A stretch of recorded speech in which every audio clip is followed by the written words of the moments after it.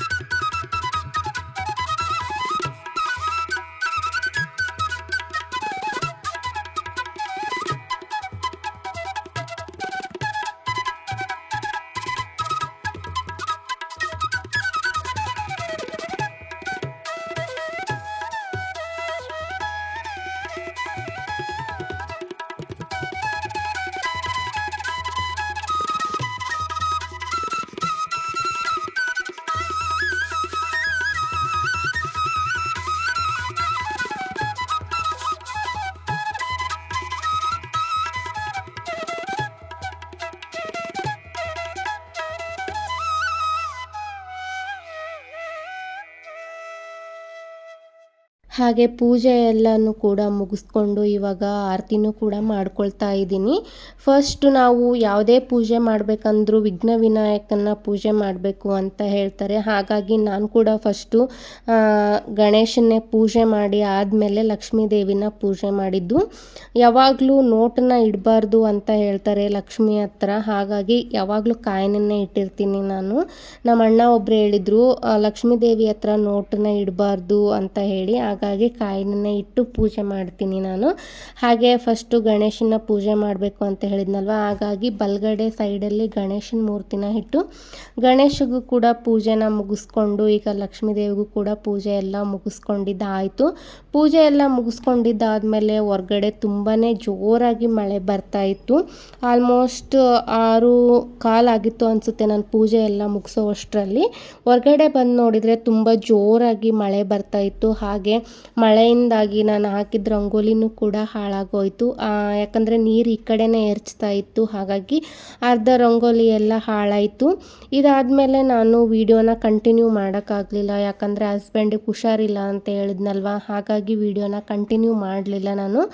ಅದಾದಮೇಲೆ ಹಾಗೆ ನೈಟ್ ಡಿನ್ನರಿಗೋಸ್ಕರ ನಾನು ಮೂಲಂಗಿ ಪರೋಟನ ಮಾಡ್ಕೊಳ್ಳೋದಕ್ಕೆ ಅಂತ ಹೇಳಿ ಒಂದು ಮೂಲಂಗಿನ ಈ ರೀತಿ ತುರ್ಕೊಂಡು ಎತ್ತಿಟ್ಕೊಂಡಿದ್ದೀನಿ. ಅದಕ್ಕೆ ಸ್ವಲ್ಪ ಉಪ್ಪನ್ನು ಹಾಕಿ ಮಿಕ್ಸ್ ಮಾಡಿ ಇಟ್ಕೊಂಡಿದ್ದೀನಿ.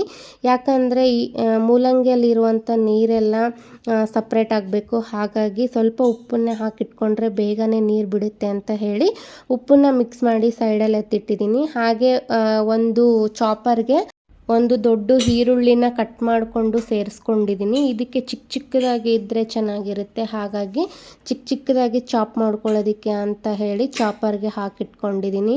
ನನ್ನ ಹತ್ರ ಇರೋ ಚಾಪರು ತುಂಬಾ ಚೆನ್ನಾಗಿದೆ. ಈ ರೀತಿ ಮೇಲ್ಗಡೆಯಿಂದ ಪ್ರೆಸ್ ಮಾಡಿದರೆ ನಮಗೆ ಎಷ್ಟು ಚಿಕ್ಕದು ಬೇಕೋ ಅಷ್ಟು ಚಿಕ್ಕದಾಗಿ ಈರುಳ್ಳಿ ಹಾಗೆ ಮೆಣಸಿನ್ಕಾಯಿ ಎಲ್ಲ ಕಟ್ಟಾಗುತ್ತೆ. ಹಾಗಾಗಿ ಇದರಲ್ಲೇ ಹಾಕ್ಕೊಂಡು ನಾನು ಚಿಕ್ಕದಾಗಿ ಬೇಕಂದರೆ ಇದರಲ್ಲೇ ಹಾಕ್ಕೊಂಡು ಚಾಪ್ ಮಾಡಿಕೊಂಡು ಇಟ್ಕೊಳ್ತೀನಿ. ನೋಡಿ ಎಷ್ಟು ಈಸಿಯಾಗಿ ಚಾಪ್ ಮಾಡ್ಕೋಬೋದು, ನಿಮಗೆ ಗೊತ್ತಾಗ್ತಿದೆ ಅಂತ ಅಂದ್ಕೊಳ್ತೀನಿ. ಈಗ ನೋಡಿ ಎಷ್ಟು ಚಿಕ್ಕದಾಗಿ ಚಾಪ್ ಆಗಿದೆ ಅಂತ ಹೇಳಿ. ಪರೋಟ ಎಲ್ಲ ಮಾಡೋದಕ್ಕೆ ಇಷ್ಟು ಸಣ್ಣದಾಗಿದ್ದರೆ ಚೆನ್ನಾಗಿರುತ್ತೆ. ಹಾಗಾಗಿ ಇದರಲ್ಲೇ ಚಾಪ್ ಮಾಡಿಕೊಂಡು ಇಟ್ಕೊಂಡಿದ್ದೀನಿ. ಅದಾದಮೇಲೆ ಇವಾಗ ಚಪಾತಿಗೆ ಹಿಟ್ಟು ಕಲಿಸ್ಕೋಬೇಕು ಅಂತ ಹೇಳಿ ಒಂದು ಮಿಕ್ಸಿಂಗ್ ಬೌಲ್ನ ತೊಗೊಂಡಿದ್ದೀನಿ. ಅದಕ್ಕೆ ಎಷ್ಟು ಬೇಕಾಗುತ್ತೋ ಅಷ್ಟು ಚಪಾತಿ ಹಿಟ್ಟನ್ನು ಕೂಡ ಹಾಕ್ಕೊಂಡಿದ್ದೀನಿ. ಹಾಗೆ ಸ್ವಲ್ಪ ಉಪ್ಪನ್ನು ಕೂಡ ಸೇರಿಸ್ಕೊಂಡು ಇದಕ್ಕೆ ತುರಿದಿರೋ ಮೂಲಂಗಿ ನೀರನ್ನೇ ಹಾಕ್ಕೊಳ್ತೀನಿ ನಾನು. ಅಂದರೆ ಇದ್ರ ಜ್ಯೂಸ್ ಇರುತ್ತಲ್ಲ ಅದನ್ನು ವೇಸ್ಟ್ ಮಾಡೋದಿಲ್ಲ. ಅದನ್ನು ಚಪಾತಿ ಹಿಟ್ಟು ಕಲಿಸೋದಕ್ಕೆ ನಾನು ಯೂಸ್ ಮಾಡ್ಕೊಳ್ತೀನಿ. ಈ ರೀತಿ ಒಂದು ಸ್ಟ್ರೇನರ್ನ ತೊಗೊಂಡು ಚೆನ್ನಾಗಿ ಹಿಂಡ್ಕೋಬೇಕು ಮೂಲಂಗಿಯಲ್ಲಿರೋ ರಸನೆಲ್ಲ. ನ್ಯೂಟ್ರಿಯಸ್ ಎಲ್ಲ ಈ ಮೂಲಂಗಿ ರಸದಲ್ಲೇ ಇರುತ್ತೆ ಅಂತ ಹೇಳ್ತಾರೆ. ಹಾಗಾಗಿ ಅದನ್ನ ಏನಕ್ಕೆ ಹಿಂಡಿ ಹೊರಗಡೆ ಚೆಲ್ಲೋದು ಅಂತ ಹೇಳಿ ಚಪಾತಿ ಹಿಟ್ಟು ಕಲಿಸ್ಕೊಳ್ಳೋದಕ್ಕೇ ನಾನು ಈ ನೀರನ್ನು ಯೂಸ್ ಮಾಡ್ಕೊಳ್ತಾ ಇದ್ದೀನಿ. ಇದು ಬೆಟರ್ ಆಪ್ಷನ್ನು ಅಂತಲೇ ಹೇಳ್ಬೋದು. ನ್ಯೂಟ್ರಿಯಸ್ಸು ಕೂಡ ವೇಸ್ಟ್ ಆಗೋಲ್ಲ. ಹಾಗೆ ಮೂಲಂಗಿ ಪರೋಟನೂ ಕೂಡ ತುಂಬಾ ಚೆನ್ನಾಗಿ ಬರುತ್ತೆ. ಹಾಗಾಗಿ ನೀವು ಯಾರಾದರೂ ಈ ರೀತಿ ಮಾಡಿದರೆ ಚಪಾತಿ ಹಿಟ್ಟು ಕಲಿಸ್ಕೊಳ್ಳೋದಕ್ಕೆ ಅಂತಲೇ ಈ ಮೂಲಂಗಿ ರಸನ ತೊಗೊಳ್ಳಿ. ಟೇಸ್ಟು ಕೂಡ ಏನು ಡಿಫ್ರೆನ್ಸ್ ಅನಿಸಲ್ಲ, ಎನ್ಹ್ಯಾನ್ಸ್ಡಾಗೆ ಬರುತ್ತೆ ಟೇಸ್ಟು ಕೂಡ. ಈ ತುರಿದಿರೋ ಮೂಲಂಗಿಯಲ್ಲಿ ಯಾವುದೇ ರೀತಿ ರಸ ಇರಬಾರ್ದು. ಅಷ್ಟು ಚೆನ್ನಾಗಿ ಎಷ್ಟು ಸಾಧ್ಯನೋ ಅಷ್ಟು ಚೆನ್ನಾಗಿ ಎಲ್ಲ ನೀರನ್ನು ಈ ರೀತಿ ಹಿಂಡ್ಕೋಬೇಕು. ಯಾಕಂದರೆ ಇದರಲ್ಲಿ ನೀರು ಜಾಸ್ತಿ ಇತ್ತು ಅಂತಂದರೆ ಪರೋಟ ಚೆನ್ನಾಗಿ ಬರಲ್ಲ, ಕಿತ್ತೋಗ್ಬಿಡುತ್ತೆ. ಹಾಗಾಗಿ ಎಲ್ಲ ನೀರನ್ನು ಹಿಂಡ್ಕೊಂಡು ತೆಗಿತಾ ಇರೋದು. ನೋಡಿ ಎಲ್ಲ ನೀರು ಹಿಂಡ್ಕೊಂಡು ತೆಗ್ದಾದ್ಮೇಲೆ ಈ ರೀತಿ ಡ್ರೈ ಆಗಿರುತ್ತೆ. ನಮ್ಗೆ ಇದೇ ರೀತಿ ಬೇಕು ಪರೋಟ ಮಾಡೋದಕ್ಕೆ. ಹಾಗಾಗಿ ನೀರನ್ನೆಲ್ಲ ಸೋದಿಸಿ ತೆಗ್ದಿರೋದು. ಇವಾಗ ಚಪಾತಿ ಹಿಟ್ಟನ್ನು ಕೂಡ ನಾನು ಕಲಿಸ್ಕೊಳ್ತಾ ಇದ್ದೀನಿ. ಸ್ವಲ್ಪನೇ ನೀರು ಹಾಕ್ಕೊಂಡು ಕಲಿಸ್ಕೋಬೇಕು. ಈ ಫಸ್ಟು ಚಪಾತಿ ಹಿಟ್ಟಿಗೆ ಈ ನೀರನ್ನೆಲ್ಲ ಕಲಿಸ್ಕೊಂಡು ಆದಮೇಲೆ ಇನ್ನು ಸಾಲ್ಟೇಜ್ ಬಂತು ಅಂದರೆ ನಮ್ಗೆ ಎಷ್ಟು ಬೇಕಾಗುತ್ತೋ ಅಷ್ಟು ನೀರನ್ನು ಹಾಕ್ಕೊಂಡು ಚಪಾತಿ ಹಿಟ್ಟಿನ ಅದಕ್ಕೆ ಕಲಿಸ್ಕೋಬೇಕು. ಈ ರೀತಿ ಸಾಫ್ಟಾಗಿ ಕಲಿಸ್ಕೊಂಡು ಆದಮೇಲೆ ಸ್ವಲ್ಪ ಎಣ್ಣೆಗಾಯಿನ ಮಾಡಿಕೊಂಡು ಇನ್ನೊಂದು ಸಾರಿ ಚೆನ್ನಾಗಿ ನಾದ್ಕೊಂಡು ಒಂದು ಬೌಲ್ನ ಮುಚ್ಚಿ ಈ ರೀತಿ ಸೈಡಲ್ಲಿ ಎತ್ತಿಡ್ತಾ ಇದ್ದೀನಿ. ಒಂದು 10 ನಿಮಿಷ ಚೆನ್ನಾಗಿ ನೆನಿಬೇಕದು. ಅದಾದಮೇಲೆ ಇವಾಗ ಸ್ಟಫಿಂಗ್ನ ರೆಡಿ ಮಾಡ್ಕೊಳ್ಳೋದಕ್ಕೆ ಅಂತ ಹೇಳಿ ಗ್ಯಾಸ್ನ ಆನ್ ಮಾಡಿಕೊಂಡು ಒಂದು ಅಗಲವಾಗಿರೋ ಪ್ಯಾನ್ನ ಇಟ್ಕೊಂಡಿದ್ದೀನಿ. ಸ್ಟಫಿಂಗ್ ಎಲ್ಲ ತಣ್ಣಗಾಗಬೇಕಂದ್ರೆ ಸ್ವಲ್ಪ ಹಗುರವಾಗಿರೋ ಪ್ಯಾನ್ ಇದ್ದರೆ ಚೆನ್ನಾಗಿರುತ್ತೆ. ಹಾಗಾಗಿ ಸ್ವಲ್ಪ ಹಗುರವಾಗಿರೋ ಪ್ಯಾನನ್ನೇ ಇಟ್ಕೊಂಡಿದ್ದೀನಿ. ಇದಕ್ಕೆ ಎಷ್ಟು ಕಡಿಮೆ ಆಗುತ್ತೋ ಅಷ್ಟು ಕಡಿಮೆ ಎಣ್ಣೆನ ಹಾಕ್ಕೋಬೇಕು. ಸ್ವಲ್ಪ ಎಣ್ಣೆನ ಹಾಕ್ಕೊಂಡು ಸ್ವಲ್ಪ ಜೀರಿಗೆ ಹಾಕ್ಕೊಂಡು, ಜೀರಿಗೆ ಎಲ್ಲ ಚೆನ್ನಾಗಿ ಚಿಟಪಟ ಅಂದಮೇಲೆ ಈರುಳ್ಳಿನೂ ಕೂಡ ಹಾಕ್ಕೊಂಡಿದ್ದೀನಿ. ಈರುಳ್ಳಿ ಚೆನ್ನಾಗಿ ಸಾಫ್ಟಾಗಿ ಹಾಗೆ ಬೇಗ ಬೇಯಲಿ ಅಂತ ಹೇಳಿ ಸ್ವಲ್ಪ ಅರಿಶಿನ ಪುಡಿ ಉಪ್ಪನ್ನು ಕೂಡ ಈ ಸ್ಟೇಜಲ್ಲೇ ಹಾಕ್ಕೊಂಡು ಚೆನ್ನಾಗಿ ಮಿಕ್ಸ್ ಮಾಡ್ಕೊಳ್ತಾ ಇದ್ದೀನಿ. ಈರುಳ್ಳಿ ಎಲ್ಲ ಸಾಫ್ಟ್ ಆಗಬೇಕು, ಅಲ್ಲಿವರೆಗೂ ಮಿಕ್ಸ್ ಮಾಡ್ಕೋಬೇಕು. ಅದಾದಮೇಲೆ ಇದಕ್ಕೆ ಸ್ವಲ್ಪ ಶುಂಠಿ ಬೆಳ್ಳುಳ್ಳಿ ಪೇಸ್ಟ್ನ ಹಾಕ್ಕೊಳ್ತಾ ಇದ್ದೀನಿ. ಈ ಶುಂಠಿ ಬೆಳ್ಳುಳ್ಳಿ ಪೇಸ್ಟ್ ಬದಲು ನೀವು ಹಾಗೆ ಜಜ್ಜಿರೋ ಬೆಳ್ಳುಳ್ಳಿ, ಒಣ ಶುಂಠಿ ಪೌಡರ್ ಬರುತ್ತಲ್ಲ ಅದನ್ನು ಕೂಡ ಹಾಕ್ಕೋಬೋದು. ಅದು ಕೂಡ ಚೆನ್ನಾಗಿರುತ್ತೆ, ಬೆಟರ್ ಆಪ್ಷನ್ ಅಂತಲೇ ಹೇಳ್ಬೋದು. ಹಾಗೆ ಇದಕ್ಕೆ ಸ್ವಲ್ಪ ಮಸಾಲನೂ ಕೂಡ ಹಾಕ್ಕೊಳ್ತಾ ಇದ್ದೀನಿ. ಅಂದರೆ 2 ಚಮಚ ಆಗೋವಷ್ಟು ಖಾರದ ಪುಡಿ, ಸ್ವಲ್ಪ ಧನಿಯಾ ಪುಡಿ, ಒಂದು ಅರ್ಧ ಸ್ಪೂನಷ್ಟು ಗರಂ ಮಸಾಲನ ಹಾಕ್ಕೊಂಡು ಚೆನ್ನಾಗಿ ಮಿಕ್ಸ್ ಮಾಡ್ಕೊಂಡಿದ್ದಾದಮೇಲೆ ಇವಾಗ ತುರಿದಿರೋ ಮೂಲಂಗಿನೂ ಕೂಡ ಸೇರಿಸ್ಕೊಳ್ತಾ ಇದ್ದೀನಿ. ತುರಿದಿರೋ ಮೂಲಂಗಿ ಎಲ್ಲ ಸೇರಿಸ್ಕೊಂಡಾದ್ಮೇಲೆ ಮೂಲಂಗಿ ಹಾಗೆ ಈ ಗೊಜ್ಜು ಏನಿರುತ್ತಲ್ಲ ಅದೆಲ್ಲ ಚೆನ್ನಾಗಿ ಮಿಕ್ಸ್ ಆಗಬೇಕು. ಅಲ್ಲಿವರೆಗೂ ಚೆನ್ನಾಗಿ ಮಿಕ್ಸ್ ಮಾಡ್ಕೊಂಡಾದ್ಮೇಲೆ ಒಂದು ಲಿಡ್ನ ಕ್ಲೋಸ್ ಮಾಡಿ ಒಂದು 10 ನಿಮಿಷ ಬೇಯೋದಕ್ಕೆ ಬಿಡಬೇಕು. ಇದೆಲ್ಲ ಸಾಫ್ಟಾಗಿ ಬೇಯಬೇಕು, ಅಲ್ಲಿವರೆಗೂ ಚೆನ್ನಾಗಿ ಬೇಯೋದಕ್ಕೆ ಬಿಡಬೇಕು. ಮೂಲಂಗಿ ಎಲ್ಲ ಸಾಫ್ಟಾಗಿ ನೀರು ಬಿಟ್ಕೊಳ್ಬೇಕು. ಈ ರೀತಿ ಒಂದು ಲಿಡ್ನ ಕ್ಲೋಸ್ ಮಾಡಿ ಒಂದು 10 ನಿಮಿಷಗಳ ಕಾಲ ಚೆನ್ನಾಗಿ ಮಿಕ್ಸ್ ಮಾಡಿಕೊಂಡ್ರೆ ಆಯಿತು. ಈಗ ನೋಡಿ ಯಾವ ಥರ ಸಾಫ್ಟಾಗಿ ಬಂದಿದೆ ಅಂತ ತೋರಿಸ್ತೀನಿ ನಾನು. ಈ ರೀತಿ ಚೆನ್ನಾಗಿ ಕುಕ್ ಆಗಿರಬೇಕು. ಎಲ್ಲ ನೀರೆಲ್ಲ ಎವಾಪ್ರೇಟ್ ಆಗಿ ಚೆನ್ನಾಗಿ ಕುಕ್ ಆದಮೇಲೆ ಇದಕ್ಕೆ ವಿನೆಗರ್ ಹಾಕ್ಕೋಬೋದು, ಇಲ್ಲ ನಿಂಬೆ ರಸನ ಹಾಕ್ಕೋಬೋದು. ನಾನಿಲ್ಲಿ ಸ್ವಲ್ಪ ನಿಂಬೆ ರಸನ ಹಾಕ್ಕೊಂಡಿದ್ದೀನಿ. ಇದು ಎಲ್ಲ ರೆಡಿಯಾಗಿದೆ. ಈಗ ಗ್ಯಾಸ್ನ ಆಫ್ ಮಾಡಿ ಒಂದು 10 ನಿಮಿಷ ಫ್ಯಾನ್ ಕೆಳಗಿಟ್ಟು ಬಂದಿದ್ದೀನಿ. ತಣ್ಣಗಾಗಬೇಕಲ್ವ ಸ್ಟಫಿಂಗ್, ಹಾಗಾಗಿ ಸ್ಟಫಿಂಗ್ ಎಲ್ಲ ತಣ್ಣಗಾಗೋ ಅಷ್ಟರಲ್ಲಿ ಈಗ ಚಪಾತಿ ಹಿಟ್ಟನ್ನು ಕೂಡ ಇನ್ನೊಂದು ಸರಿ ಚೆನ್ನಾಗಿ ಮಿದ್ಕೊಳ್ತಾ ಇದ್ದೀನಿ. ಚಪಾತಿ ಹಿಟ್ಟನ್ನು ಎಷ್ಟು ಚೆನ್ನಾಗಿ ಮಿದ್ಕೊಳ್ತೀವೋ ಅಷ್ಟು ಚೆನ್ನಾಗಿ ಪರೋಟ ಬರುತ್ತೆ. ಹಾಗಾಗಿ ಚೆನ್ನಾಗಿ ಮಿದ್ಕೊಂಡಾದ್ಮೇಲೆ ಈಗ ಪರೋಟಕ್ಕೆ ಯಾವ ಸೈಜ್ ಬೇಕೋ ಆ ಸೈಜಲ್ಲಿ ಉಂಡೆ ಮಾಡಿ ಇಟ್ಕೊಳ್ತಾ ಇದ್ದೀನಿ ನಾನು. ಈ ರೀತಿ ದೊಡ್ಡದಾಗಿ ಉಂಡೆ ಮಾಡಿಟ್ಕೋಬೇಕು. ಪರೋಟಕ್ಕೆ ಸ್ವಲ್ಪ ದಪ್ಪ ದಪ್ಪ ಉಂಡೆ ಬೇಕಾಗುತ್ತೆ, ಹಾಗಾಗಿ ಸ್ವಲ್ಪ ದಪ್ಪನೇ ಮಾಡಿ ಇಟ್ಕೊಂಡಿದ್ದೀನಿ. ಹಾಗೆ ಇವಾಗ ಪರೋಟ ಲಟ್ಟಿಸೋದಕ್ಕೆ ಅಂತ ಹೇಳಿ ಮಣೆ ಹಾಗೆ ಲಟ್ಟಣಿಗೆಯನ್ನು ಕೂಡ ತೊಗೊಂಡಿದ್ದೀನಿ. ಈ ಕಡೆ ಸೈಡಲ್ಲಿ ಸ್ಟಫಿಂಗ್ ಕೂಡ ಎಲ್ಲ ಕೂಲ್ ಆಗಿತ್ತು. ಇದು ಚೆನ್ನಾಗಿ ಕೂಲ್ ಆಗಿರಬೇಕು, ಇಲ್ಲ ಅಂದರೆ ಪರೋಟ ಎಲ್ಲ ಕಿತ್ತೋಗ್ಬಿಡುತ್ತೆ. ಹಾಗಾಗಿ ಚೆನ್ನಾಗಿ ಕೂಲ್ ಮಾಡ್ಕೊಂಡಾದ್ಮೇಲೆ ಇವಾಗ ಚಪಾತಿ ಶೇಪಿಗೆ ಇದನ್ನು ಉದ್ಕೊಳ್ತಾ ಇದ್ದೀನಿ. ಸ್ವಲ್ಪ ದಪ್ಪಗೆ ಹಿಟ್ಟು ತೊಗೊಂಡಿರ್ತೀವಲ್ವ ಅದನ್ನೇ ಸ್ವಲ್ಪ ಚಪಾತಿ ಶೇಪಿಗೆ ಉದ್ಕೋಬೇಕು. ನೋಡಿ ಇಷ್ಟು ಉದ್ಕೊಂಡ್ರೆ ಸಾಕಾಗುತ್ತೆ. ಈ ಶೇಪಲ್ಲಿ ಇದೆಯಲ್ಲ, ಇದಕ್ಕೆ ಸ್ವಲ್ಪ ಸ್ಟಫಿಂಗ್ನ ಹಾಕ್ಕೊಳ್ತಾ ಇದ್ದೀನಿ ನಾನು. ನಮಗೆ ಎಷ್ಟು ಸ್ಟಫಿಂಗ್ ಬೇಕಾಗುತ್ತೋ ಅಷ್ಟನ್ನು ಹಾಕ್ಕೋಬೋದು. ಈ ಪರೋಟಗಳಿಗೆಲ್ಲ ಸ್ವಲ್ಪ ಸ್ಟಫಿಂಗ್ ಜಾಸ್ತಿ ಇದ್ರೇ ಚೆನ್ನಾಗಿರುತ್ತೆ, ಹಾಗಾಗಿ ಸ್ವಲ್ಪ ಜಾಸ್ತಿನೇ ಹಾಕ್ಕೊಂಡಿದ್ದೀನಿ ನಾನು. ಈ ರೀತಿ ನಾವು ಕಡುಬು ಮಾಡ್ತೀವಿ ನೋಡಿ, ಆ ರೀತಿ ಸ್ವಲ್ಪ ಎಲ್ಲ ಹತ್ತಿಕ್ಕೊಂಡಾದ್ಮೇಲೆ ಇವಾಗ ಎಕ್ಸ್ಟ್ರಾ ಬಂದಿರೋ ಹಿಟ್ಟನ್ನು ಕೂಡ ಸ್ವಲ್ಪ ತಕ್ಕೊಂಡು ಈ ರೀತಿ ಶೇಪ್ ಮಾಡ್ಕೊಳ್ತಾ ಇದ್ದೀನಿ ನಾನು. ಯಾಕಂದರೆ ಸ್ಟಫಿಂಗ್ ಎಲ್ಲ ಕಡೆ ಈವನ್ನಾಗಿ ಹರಡಲಿ ಅಂತ ಹೇಳಿ ಈ ರೀತಿ ಮಾಡ್ಕೊಂಡಾದ್ಮೇಲೆ ಮತ್ತೆ ಸರ್ಕಲ್ ಶೇಪಿಗೆ ನಾವು ನೀಟಾಗಿ ಮಾಡಿಕೊಂಡು ಈಗ ಸ್ವಲ್ಪ ಒಣ ಹಿಟ್ಟನ್ನು ಹಾಕ್ಕೊಂಡು ನಿಧಾನಕ್ಕೆ ಲಟ್ಟಿಸ್ಕೋಬೇಕು. ಜಾಸ್ತಿ ಜೋರಾಗಿ ಲಟ್ಟಿಸಿದ್ರೆ ಪರೋಟ ಎಲ್ಲ ಕಿತ್ತೋಗ್ಬಿಡುತ್ತೆ. ನಮಗೆ ಎಷ್ಟು ಸಾಧ್ಯನೋ ಅಷ್ಟು ನಿಧಾನಕ್ಕೆ ಲಟ್ಟಿಸ್ಕೋಬೇಕು. ನಿಮಗೆ ಗೊತ್ತಾಗ್ತಿದೆ ಅಂದ್ಕೊಂಡಿದ್ದೀನಿ. ನಾನು ಎಷ್ಟೇ ನಿಧಾನಕ್ಕೆ ಲಟ್ಟಿಸಿದ್ರು ಕೂಡ ಸ್ವಲ್ಪ ಸ್ಟಫಿಂಗ್ ಎಲ್ಲ ಹೊರಗಡೆ ಬರ್ತಾಯಿತ್ತು. ಪರವಾಗಿಲ್ಲ, ಇಷ್ಟು ಬಂದರೆ ಸ್ವಲ್ಪ ಒಣ ಹಿಟ್ಟು ಹಾಕ್ಕೊಂಡು ನಾವು ಸರಿ ಮಾಡ್ಕೋಬೋದು. ಇಷ್ಟು ನಿಧಾನಕ್ಕೆ ನಾವು ಉದ್ಕೊಂಡ್ರೆ ನಮಗೆ ಎಷ್ಟು ದೊಡ್ಡದು ಬೇಕೋ ಅಷ್ಟು ದೊಡ್ಡದು ಮಾಡ್ಕೋಬೋದು. ಹಾಗೆ ಪರೋಟ ಸ್ವಲ್ಪ ದಪ್ಪ ಇದ್ರೇ ಚೆನ್ನಾಗಿರುತ್ತಲ್ವ, ಈ ಶೇಪಿಗಾದರೆ ಸಾಕಾಗುತ್ತೆ ಪರೋಟ. ಈಗ ನೋಡಿ ಈ ಕಡೆ ಸೈಡಲ್ಲಿ ಕಾವಲಿನೂ ಕೂಡ ಕಾಯೋಕೆ ಇಟ್ಕೊಂಡಿದ್ದೆ, ಅಂದರೆ ತವಾನು ಕೂಡ ಕಾಯೋಕೆ ಇಟ್ಕೊಂಡಿದ್ದೆ. ಅದು ಕಾದಾದ್ಮೇಲೆ ಇವಾಗ ಪರೋಟನೂ ಕೂಡ ಹಂಚಿಗೆ ಹಾಕ್ಕೊಂಡು ಇದಕ್ಕೆ ತುಪ್ಪ, ಬೆಣ್ಣೆ, ಎಣ್ಣೆ ಯಾವ್ದು ಬೇಕಾದರೂ ಹಾಕ್ಕೋಬೋದು. ನಾನು ಸ್ವಲ್ಪ ತುಪ್ಪ ಹಾಕ್ಕೊಳ್ತಾ ಇದ್ದೀನಿ. ಅದಾದಮೇಲೆ ಸ್ವಲ್ಪ ಈ ಕಡೆ ಸೈಡಲ್ಲೂ ಕೂಡ ಮಗ್ಚಾಕಿ ಚೆನ್ನಾಗಿ ಬೇಯಿಸ್ಕೋಬೇಕು. ಈ ಕಡೆ ಸೈಡಲ್ಲೂ ಕೂಡ 1 ಸ್ಪೂನ್ ತುಪ್ಪನ ಹಾಕ್ಕೊಳ್ತಾ ಇದ್ದೀನಿ. ತುಪ್ಪ ಹಾಕ್ಕೊಂಡ್ರೆ ಟೇಸ್ಟ್ ಚೆನ್ನಾಗಿ ಬರುತ್ತೆ ಅಂತ ಅಷ್ಟೇ, ಇನ್ನೇನಿಲ್ಲ. ಹಾಗೆ ಈ ಮೂಲಂಗಿ ಪರೋಟನ ಮಾಡ್ಕೊಳ್ಳೋದು ತುಂಬಾ ಸಿಂಪಲ್, ಹಾಗೆ ಟೇಸ್ಟ್ ಕೂಡ ತುಂಬಾ ಚೆನ್ನಾಗಿರುತ್ತೆ. ಮಕ್ಕಳು ಮೂಲಂಗಿನ ತಿನ್ನಲ್ಲ ಅಂತಂದರೆ ಈ ರೀತಿ ಮಾಡಿಕೊಡಿ, ತುಂಬಾ ಇಷ್ಟಪಟ್ಟು ತಿಂತಾರೆ. ಅವರಿಗೆ ಮೂಲಂಗಿ ಇದೆ ಅಂತಲೇ ಗೊತ್ತಾಗಲ್ಲ. ಈಗ ನೋಡಿ, ಒಂದು ಪರೋಟ ರೆಡಿ ಆಯಿತು ತುಂಬಾ ಸಿಂಪಲ್ಲಾಗಿ. ಹಾಗೆ ಇನ್ನೊಂದು ಪರೋಟನೂ ಕೂಡ ಅದೇ ರೀತಿ ಮಾಡ್ಕೊಳ್ತಾ ಇದ್ದೀನಿ, ಸೇಮ್ ಪ್ರೊಸೀಜರಲ್ಲೇ. ಸ್ವಲ್ಪ ದೊಡ್ಡದಾಗಿ ಚಪಾತಿ ಶೇಪಿಗೆ ಉದ್ಕೊಂಡಾದಮೇಲೆ ಅದಕ್ಕೆ ಸೇಮ್ ಪ್ರೊಸೀಜರಲ್ಲೇ ನಾವು ಸ್ಟಫಿಂಗ್ನ ಹಾಕ್ಕೊಂಡು, ಮತ್ತು ನಾವು ಕಡುಬು ಶೇಪಿಗೆಲ್ಲ ತಗೊಂಡು ಈ ರೀತಿ ಮಾಡ್ಕೊಂಡಾದಮೇಲೆ ಸ್ವಲ್ಪ ಮಿಕ್ಕಿರೋ ಹಿಟ್ಟನ್ನು ಕೂಡ ತೆಗೆದು ಮತ್ತು ರೌಂಡ್ ಶೇಪಿಗೆ ಮಾಡಿಕೊಂಡು ಲಟ್ಟಿಸ್ಕೊಳ್ಳೋದಷ್ಟೇ. ತುಂಬಾ ಈಸಿಯಾಗಿ ಮಾಡ್ಕೋಬೋದು, ತುಂಬಾ ಟೇಸ್ಟ್ ಕೂಡ ತುಂಬಾ ಚೆನ್ನಾಗಿರುತ್ತೆ. ನೀವು ಕೂಡ ಒಂದ್ಸಲ ಟ್ರೈ ಮಾಡಿ ಹೇಗೆ ಬಂತು ಅಂತ ನನಗೆ ಕಮೆಂಟ್ಸ್ ಮಾಡಿ ಹೇಳಿ. ಈ ರೀತಿ ಚೆನ್ನಾಗಿ ಉದ್ಕೋಬೇಕು, ನಿಧಾನಕ್ಕೆ ಲಟ್ಟಿಸ್ಕೊಂಡ್ರೆ ಆಗೋಗ್ಬಿಡುತ್ತೆ. ನಮ್ಗೆ ಎಷ್ಟು ದೊಡ್ಡದು ಬೇಕೋ ಅಷ್ಟು ದೊಡ್ಡದು ಕೂಡ ಮಾಡ್ಕೋಬೋದು. ಈಗ ನೋಡಿ, ಸೇಮ್ ಪ್ರೊಸೀಜರಲ್ಲೇ ಮತ್ತೆ ಬೇಯಿಸ್ಕೊಳ್ತಾ ಇದ್ದೀನಿ. ಒಂದು ಸ್ಪೂನ್ ತುಪ್ಪನ ಹಾಕ್ಕೊಂಡು ಎರಡು ಸೈಡು ಚೆನ್ನಾಗಿ ಬೇಯಿಸ್ಕೊಂಡ್ರೆ ತುಂಬಾ ಟೇಸ್ಟಿಯಾಗಿರುತ್ತೆ. ಹಾಗೆ ಈ ಪರೋಟ ಸ್ವಲ್ಪ ದಪ್ಪಗಿರುತ್ತಲ್ವ, ನಾವು ಆದಷ್ಟು ಲೋ ಫ್ಲೇಮಲ್ಲೇ ಇಟ್ಕೊಂಡು ಚೆನ್ನಾಗಿ ಹಿಟ್ಟೆಲ್ಲ ಕುಕ್ ಆಗೋವರೆಗೂ ಚೆನ್ನಾಗಿ ಬೇಯಿಸ್ಕೋಬೇಕು. 2-3 ಸಾರಿ ಈ ರೀತಿ ಮಗ್ಚಾಕಿ ಚೆನ್ನಾಗಿ ಬೇಯಿಸ್ಕೊಂಡ್ರೆ ಪರೋಟ ಎಲ್ಲ ರೆಡಿಯಾಗಿಬಿಡುತ್ತೆ.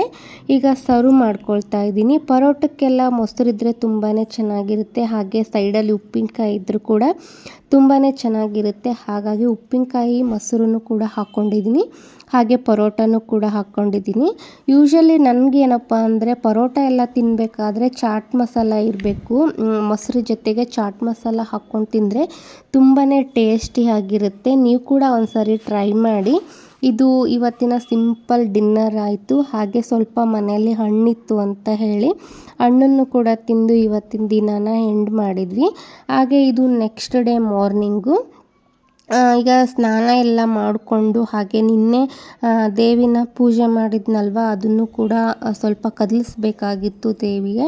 ಹಾಗಾಗಿ ದೇವಿನೂ ಕೂಡ ಕದಲ್ಸೋಣ ಅಂತ ಹೇಳಿ ಫಸ್ಟು ಬೆಳಿಗ್ಗೆ ಪೂಜೆನ ಮಾಡ್ಕೊಳ್ತಾ ಇದ್ದೀನಿ. ಪೂಜೆ ಮಾಡ್ಕೊಂಡಾದಮೇಲೆ ಒಂದು ಹೂವನ್ನು ತೆಗೆದಿಟ್ಟು ಅದಾದಮೇಲೆ ನಾನು ದೇವಿನ ಸ್ವಲ್ಪ ಕದಲಿಸಿ ಹಾಗೆ ಬಿಡ್ತಾ ಇದ್ದೀನಿ. ಯಾಕಂದರೆ ಪೂಜೆ ಮಾಡಿದ ತಕ್ಷಣ ದೇವಿನ ಇಳಿಸ್ಬಾರ್ದು ಅಂತಾರಲ್ವ, ಹಾಗಾಗಿ ಈ ರೀತಿ ತಲೆ ಮೇಲಿರೋ ಒಂದು ಹೂವನ್ನ ತೆಗೆದು ಎತ್ತಿಟ್ರೆ ಆಯಿತು. ಸ್ವಲ್ಪ ದೇವಿ ಕಳಶನೂ ಕೂಡ ಸ್ವಲ್ಪ ಇರೋ ಜಾಗದಿಂದ ಈ ರೀತಿ ಸ್ವಲ್ಪ ಕದಲಿಸಿ ಬಿಟ್ಟರೆ ನಮಗೆ ಫ್ರೀ ಟೈಮ್ ಸಿಕ್ಕಾಗೆ ಯಾವಾಗಾದರೂ ನಾವು ದೇವಿನ ಇಳಿಸ್ಬೋದು. ಹಾಗಾಗಿ ಈ ರೀತಿ ಮಾಡಿ ಬಿಡ್ತಾ ಇದ್ದೀನಿ. ಹಾಗೆ 1 ಅವರ್ ಆದಮೇಲೆ ದೀಪ ಎಲ್ಲ ಶಾಂತಿ ಆದಮೇಲೆ ಇವಾಗ ದೇವಿನೂ ಕೂಡ ಕದಲಿಸಿ ಬಿಟ್ಟಿದ್ನಲ್ವ, ಈಗ ದೇವಿನೂ ಕೂಡ ಇಳಿಸ್ಕೊಳ್ತಾ ಇದ್ದೀನಿ. ಈಗ ಹಾಕಿರೋ ಒಡವೆಗಳನ್ನೆಲ್ಲ ತೆಗೆದು ಒಂದು ಸೈಡಲ್ಲಿ ಎತ್ತಿಡ್ತಾ ಇದ್ದೀನಿ ನಾನು. ಈ ರೀತಿ ಮಾಡೋದ್ರಿಂದ ಎಲ್ಲ ದೇವಿಗೆ ಹಾಕೋ ಒಡವೆಗಳೆಲ್ಲ ಒಂದೇ ಸರಿಗೆ ಸಿಕ್ಬಿಡುತ್ತೆ ನನಗೆ. ಹಾಗಾಗಿ ಈ ರೀತಿ ಸೈಡಲ್ಲಿ ಎತ್ತಿಟ್ಕೊಂಡು ಇವನ್ನು ಕೂಡ ಒಂದು ಬಾಕ್ಸಲ್ಲಿ ಹಾಕಿ ಎತ್ತಿಟ್ಕೊಂಡಿರ್ತೀನಿ ನಾನು. ಇಲ್ಲೇ ತೆಗೆದು ಸ್ಟೂಲ್ ಮೇಲೆ ಇಟ್ಕೊಳ್ತಾ ಇದ್ದೆ. ಹಾಗೆ ಹೂವನ್ನು ಎಲ್ಲವನ್ನು ಕೂಡ ಕೆಳಗಡೆ ಹಾಕ್ತಾಯಿದ್ದೆ, ಅಂದರೆ ಒಂದು ಕವರಲ್ಲಿ ಹಾಕಿ ಇಡ್ತಾ ಇದ್ದೆ. ನಾನು ಯೂಶ್ವಲಿ ದೇವ್ರಿಗೆ ಇಟ್ಟಿರೋ ಹೂವನ್ನ ಎಲ್ಲಿ ಬೇಕಲ್ಲಿ ಒಸೆಯೋದಿಲ್ಲ. ಈ ರೀತಿ ಎಲ್ಲಾದರೂ ಡ್ಯಾಮ್ಗೆ ಅಥವಾ ಯಾವುದಾದ್ರೂ ವಾಟರ್ ಇರೋ ಪ್ಲೇಸಿಗೆ ಹೋಗಿರ್ತೀನಲ್ವ, ಅಲ್ಲಿ ತೊಗೊಂಡೋಗಿ ಆ ಹೂವನ್ನ ಬಿಟ್ಟು ಬರ್ತೀನಿ. ದೇವ್ರಿಗೆ ಇಟ್ಟಿರೋ ಹೂವನ್ನ ಅಲ್ಲಿ ಇಲ್ಲಿ ಎಸಿಬಾರ್ದು ಅಂತ ಹೇಳ್ತಾರೆ. ಹಾಗಾಗಿ ನಾನು ಒಂದು ಕವರಲ್ಲಿ ಹಾಕಿ ಸ್ಟೋರ್ ಮಾಡಿ ಇಟ್ಕೊಂಡಿರ್ತೀನಿ. ಹಿಂಗೆಲ್ಲಾದರೂ ಹೊರ್ಗಡೆ ಹೋದಾಗ ಅವನು ಕೂಡ ತೊಗೊಂಡೋಗಿ ನೀರಿಗೆ ಬಿಡ್ತೀನಿ. ಈಗ ಎಲ್ಲ ದೇವ್ರ ಕಳಶ ಎಲ್ಲ ತೆಗ್ದಾದ್ಮೇಲೆ ಹಾಕಿರೋ ಒಡವೆಗಳನ್ನು ಕೂಡ ತೆಗಿತಾ ಇದ್ದೆ. ನಾನು ಯೂಶ್ವಲಿ ದೇವ್ರಿಗಂತಲೇ ಸಪ್ರೇಟ್ ಒಡವೆಗಳನ್ನು ಇಟ್ಕೊಂಡ್ಬಿಟ್ಟಿದ್ದೀನಿ. ಇವನ್ನೆಲ್ಲ ನಾನು ಯೂಸ್ ಮಾಡಲ್ಲ, ದೇವ್ರಿಗೆ ಅಷ್ಟೇ ಹಾಕೋದು ಇವನ್ನೆಲ್ಲ. ಹಾಗಾಗಿ ಇವನ್ನೆಲ್ಲ ತೆಗೆದು ಈ ರೀತಿ ಟೇಬಲ್ ಮೇಲೆ ಜೋಡಿಸ್ಕೊಳ್ತಾ ಇದ್ದೆ. ಇವನ್ನೆಲ್ಲ ಆಮೇಲೆ ಬಾಕ್ಸಿಗೆ ಹಾಕಿ ಎತ್ತಿಟ್ಕೊಳ್ತೀನಿ ನಾನು. ಈಗ ಎಲ್ಲ ಒಡವೆಗಳೆಲ್ಲ ತೆಗ್ದಿದ್ದಾದಮೇಲೆ ದೇವ್ರಿಗೆ ಉಡಿಸಿರೋ ಸೀರೆನೂ ಕೂಡ ತೆಗಿತಾ ಇದ್ದೀನಿ. ನಿನ್ನೆ ಗಡಿಬಿಡಿಯಲ್ಲಿ ನಾನೊಬ್ಬಳೇ ಸೀರೆನ ಉಡಿಸಿದೆ. ಯೂಶ್ವಲಿ ನಾನು ಯಾವಾಗಾದರೂ ಪೂಜೆ ಮಾಡಿದರೆ ಹಸ್ಬೆಂಡು ನಾನು ಇಬ್ಬರು ಸೇರಿ ಸೀರೆನ ಉಡಿಸ್ತಿದ್ವಿ. ಅಂದರೆ ನಾನು ಒಂದು 2-3 ಸ್ಟೆಪ್ಪಲ್ಲಿ ಸೀರೆನ ಉಡಿಸ್ತಿದ್ದೆ ದೇವರಿಗೆ. ಇವಾಗ ಹಸ್ಬೆಂಡ್ಗೂ ಕೂಡ ಹುಷಾರಿಲ್ಲ ಅಂತ ಹೇಳಿದ್ನಲ್ವ, ಹಾಗಾಗಿ ನಾನೊಬ್ಬಳೇ ಈ ರೀತಿ ಸೀರೆನ ಉಡಿಸಿದೆ. ಬಟ್ ಫೈನಲ್ ಆಗಿ ತುಂಬಾ ಚೆನ್ನಾಗಿ ಬಂದಿತ್ತು ಅಂತ ಹೇಳಿದರು. ಎಲ್ಲರೂ ಕೂಡ ಉಡಿ ತುಂಬಿಸ್ಕೊಳ್ಳೋಕ್ಕೆ ಬಂದಿದ್ರಲ್ವ, ಅವರೆಲ್ಲ ತುಂಬ ಚೆನ್ನಾಗಿ ಉಡಿಸಿದ್ಯಾ ಅಂತ ಹೇಳಿದರು. ಬಟ್ ನಾನು ಇಬ್ಬರು ಸೇರಿ ಉಡಿಸಿದಾಗ ತುಂಬಾ ಚೆನ್ನಾಗಿ ಉಡಿಸ್ತಿದ್ದೆ. ಇನ್ನು ಇಲ್ಲಿ ಮಣೆ ಇಟ್ಟಿದ್ದೀನಲ್ವ ಕೆಳಗಡೆ, ಆ ಮಣೆನ ಸ್ವಲ್ಪ ದೊಡ್ಡದಿದೆ ನನ್ನ ಹತ್ರ, ಆ ದೊಡ್ಡ ಮಣೆನ ಇಟ್ಟು ನಾನು ಉಡಿಸ್ತಿದ್ದೆ. ಬಟ್ ಇವತ್ತು ನಾನೊಬ್ಬಳೇ ಉಡಿಸಿದ್ರಿಂದ ನನಗೆ ನೆರಿಗೆ ಎಲ್ಲ ಸರಿಗೆ ಹಿಡ್ದು ಈ ರೀತಿ ಪಿನ್ ಹಾಕೋಕ್ಕೆ ಬರೋದಿಲ್ಲ. ಹಾಗಾಗಿ ಈ ಥರ ಸಿಂಗಲ್ ಸಣ್ಣ ಮಣೆ ಇರೋದನ್ನ ಇಟ್ಕೊಂಡು ಸೀರೆನ ಉಡಿಸಿದ್ದೆ ನಾನೊಬ್ಬಳೇ. ಆ ಸೀರೆ ಉಡಿಸೋ ಅಷ್ಟರಲ್ಲಿ ಆಲ್ಮೋಸ್ಟ್ 12:30 ಆಗಿತ್ತು ಅನಿಸುತ್ತೆ ನೈಟು. ತುಂಬಾ ಲೇಟ್ ಆಗಿಬಿಟ್ಟಿತ್ತು. ಒಬ್ಬಳೇ ಅಷ್ಟು ನೆರಿಗೆನ ಹಿಡಿದು ಅದಾದಮೇಲೆ ಸ್ವಲ್ಪ ಐರನ್ ಮಾಡಿ ನೆರಿಗೆ ಎಲ್ಲ ಈ ರೀತಿ ಬಿಂದಿಗೆಗೆ ಉಡಿಸೋ ಅಷ್ಟರಲ್ಲಿ ತುಂಬಾ ಲೇಟ್ ಆಗಿಬಿಟ್ಟಿತ್ತು. ಈಗ ಮಣೆ ಹಾಗೆ ಬಿಂದಿಗೆನೂ ಕೂಡ ತೆಗ್ದಿಡ್ತಾ ಇದ್ದೀನಿ. ಈ ಬಿಂದಿಗೆಯಲ್ಲಿರೋ ನೀರನ್ನ ನಾನು ಹೊರಗಡೆ ಗಿಡ ಇದ್ದಾವಲ್ವ ಅದಕ್ಕೆ ಹಾಕಿ ಇಟ್ಟಿರ್ತೀನಿ.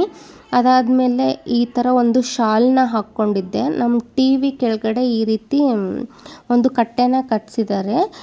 ಆ ಕಟ್ಟೆ ಮೇಲ್ಗಡೆನೇ ನಾನು ದೇವ್ರನ್ನ ಕೂರಿಸಿದ್ದು. ಅಲ್ಲಿ ಶಾಲ್ ಹಾಕ್ಬಿಟ್ಟು ಅದನ್ನು ದೇವಿನ ಕೂರಿಸಿದ್ದೆ. ಈ ರೀತಿ ಶಾಲನ್ನ ನಾನು ಎತ್ತಿಟ್ಕೊಂಡಿರ್ತೀನಿ ನೀಟಾಗಿ ಮಡಚ್ಕೊಂಡು. ಮತ್ತು ನೆಕ್ಸ್ಟ್ ಯಾವುದಾದ್ರೂ ದೇವಿ ಕೂರಿಸಿದಾಗ ಬೇಕಾಗುತ್ತೆ ಅಂತ ಹೇಳಿ ನೀಟಾಗಿ ಇದನ್ನು ಕೂಡ ದೇವಿಗೆ ಅಲಂಕಾರ ಮಾಡಿದ್ದು ಜ್ಯುವೆಲರಿ ಇದ್ವಲ್ಲ ಅದ್ರ ಜೊತೆ ಇದನ್ನು ಕೂಡ ನೀಟಾಗಿ ಎತ್ತಿಟ್ಕೊಂಡಿರ್ತೀನಿ. ಹಾಗೆ ನೋಡಿ ಇಲ್ಲೆಲ್ಲ ಜ್ಯುವೆಲ್ರಿ ಸೆಟ್ನ ಇಟ್ಟಿದ್ದೀನಲ್ವ, ಇವನ್ನೆಲ್ಲವನ್ನು ಕೂಡ ಒಂದು ಬಾಕ್ಸಲ್ಲಿ ಹಾಕಿ ಎತ್ತಿಟ್ಕೊಳ್ತೀನಿ ನಾನು ಪ್ರತಿ ವರ್ಷ ಇವೇ ಜ್ಯುವೆಲ್ರೀಸನ್ನ ಹಾಕೋದ್ರಿಂದ ಇವನ್ನೆಲ್ಲ ನೀಟಾಗಿ ಒಂದೇ ಕಡೆ ಸಿಗೋ ಥರ ನಾನು ಆರ್ಗನೈಸ್ ಮಾಡಿ ಇಟ್ಕೊಂಡಿರ್ತೀನಿ. ಯಾಕಂದರೆ ಮತ್ತೆ ನಾವು ದಸರಾ ಟೈಮಲ್ಲಿ ಲಕ್ಷ್ಮಿನ ಕೂರಿಸ್ತೀವಲ್ವ, ಆವಾಗೆಲ್ಲ ಬೇಕಾಗ್ತವೆ. ಆ ಟೈಮಲ್ಲಿ ಎಲ್ಲ ಹುಡ್ಕೊಂಡು ಕೂತ್ಕೊಳ್ಳೋದಕ್ಕೆ ಆಗೋದಿಲ್ಲ ಅಂತ ಹೇಳಿ ದೇವಿಗೆ ಅಂತ ಎತ್ತಿಟ್ಟಿರೋ ಜ್ಯುವೆಲ್ರಿಗಳ್ನೆಲ್ಲ ನೀಟಾಗಿ ಈ ರೀತಿ ಒಂದು ಬಾಕ್ಸಲ್ಲಿ ಹಾಕಿ ಎತ್ತಿಟ್ಕೊಂಡ್ರೆ ಬೇಗನೆ ನನ್ನ ಕೈಗೆ ಸಿಗ್ತವೆ. ಹಾಗೆ ಅವನ್ನೆಲ್ಲ ನಾವು ಯೂಸ್ ಮಾಡೋಕ್ಕಾಗೋದಿಲ್ಲ ಅಂತ ಹೇಳಿ ಈ ರೀತಿ ನಾನು ಎತ್ತಿಟ್ಟಿರ್ತೀನಿ.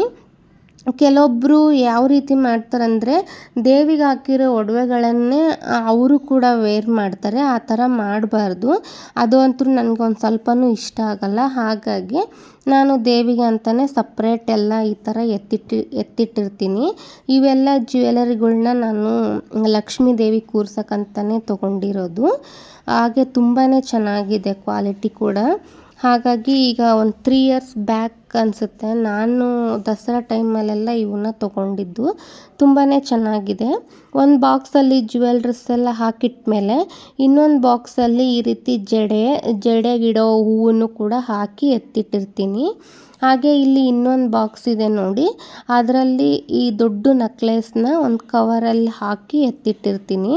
ಅದು ಹಾಳಾಗೋದಿಲ್ಲ, ಇಲ್ಲಾಂದರೆ ಹಾಗೆ ಇಟ್ಟರೆ ಹಾಳಾಗುತ್ತೆ ಅಂತ ಹೇಳಿ ಈ ರೀತಿ ಒಂದು ಕವರ್ ಇದೆ, ಆ ಕವರಲ್ಲಿ ಹಾಕಿ ಎತ್ತಿಟ್ರೆ ಅದು ಏನು ಹಾಳಾಗೋದಿಲ್ಲ, ಹೇಗಿರುತ್ತೋ ಹಾಗೆ ಇರುತ್ತೆ. ಹಾಗಾಗಿ ಈ ರೀತಿ ಕವರಲ್ಲಿ ಹಾಕಿ ಫೋಲ್ಡ್ ಮಾಡಿ ಇಡ್ತೀನಿ. ಹಾಗೆ ಲಕ್ಷ್ಮಿ ಮುಖನೂ ಕೂಡ ನಾನು ಇದೇ ಬಾಕ್ಸಲ್ಲೇ ಎತ್ತಿಟ್ಟಿರ್ತೀನಿ.